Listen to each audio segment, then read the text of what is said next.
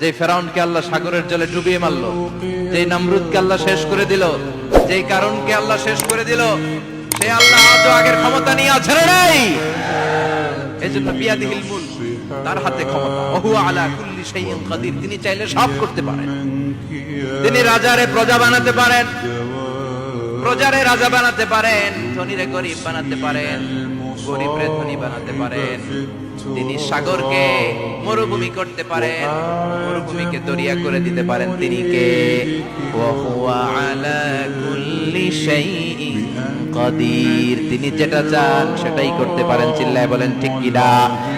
এরপর আল্লাহ বললেন আল্লাযী খালাকাল মাউতা ওয়াল হায়াতা লিয়াবলুয়াকুম আইয়ুকুম আহসানু আমালা। ও আল্লাহর আদেশে দেহে ঢুকে আল্লাহর আদেশে বের হয়ে যায়, ঠিক কি না? এই যে ছোট্ট বাচ্চাটার দেহের ভিতরে যে রূহ ঢুকলো, কে দিল? 120 দিনের আগে মানব শিশুর দেহের ভিতরে কিন্তু রূহের ফুৎকার হয় না। সহিহ বুখারীর বর্ণনা 40 340 কথা বলেন।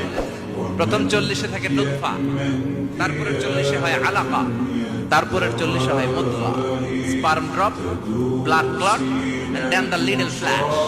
ছোট্ট নাপাক পানি ছিলাম, শুক্রাণু ছিলাম আমরা। কি ছিলাম? শুক্র ছিলাম না, শুক্রাণু, শুক্রের অণু। এক ফোঁটা শুক্রের মধ্যে 20 কোটি অণু থাকে। ওই 20 কোটির একটা ছিলাম আমি আর আপনি। সুবহানাল্লাহ। বাড়িতে গিয়ে বলেন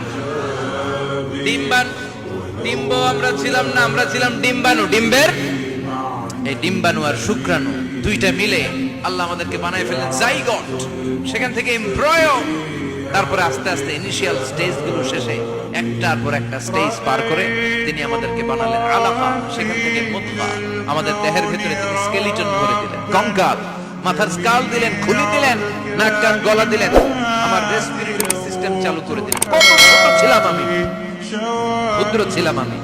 ফালইয়ানজুরিল ইনসানু মিম্মা খুলিকা, খুলিকা মিন মাইন দাফিক। মানুষের উচিত তার সৃষ্টি প্রক্রিয়ার দিকে নজর করে তাকানো। বাবার পিঠ থেকে সবেগে নির্গত হওয়া পানি দিয়ে মায়ের পেটে তোমারে ঢুকায় দিল কে? নাপাক পানি থেকে ছোট্ট ব্যাঙ্গাচির মতো ছিল, জোকের মতো মায়ের জরায়ুর দেয়ালে লেগেছিলাম। সেখান থেকে বড় করতে করতে আমার রেসপিরেটরি সিস্টেম, আমার হেয়ারিং সিস্টেম, আমার সব সিস্টেমগুলো তিনি আমার দেহের ভিতরে সেট করে দিল। চিল্লায় কোন সুবহানাল্লাহ। 120 দিনের সার্টেন পিরিয়ড শেষে তিনি দেহের ভিতরে রূহের ফুৎকার দিলেন। দেয়া মাত্রই আমার রূহতে ধপ ধপ ধপ শুরু হয়ে গেছে। ওই যে ধপ ধপ শুরু হয়েছে, আজও থামে নাই। এই ধপ ধপ থামলে বাঁচবেন, দম ফুরাইলে আমরা ঠুস হয়ে যাবো, ঠিক কিনা? হায় রে মানুষ রঙিন ফানুষ, দম ফুরাইলে তবু তো ভাই কারোরই নাই একটুখানি। হায় রে মানুষ রঙিন ফানুষ, রঙিন ফানুষ, হায় রে মানুষ। সুবহানাল্লাহ বলেন।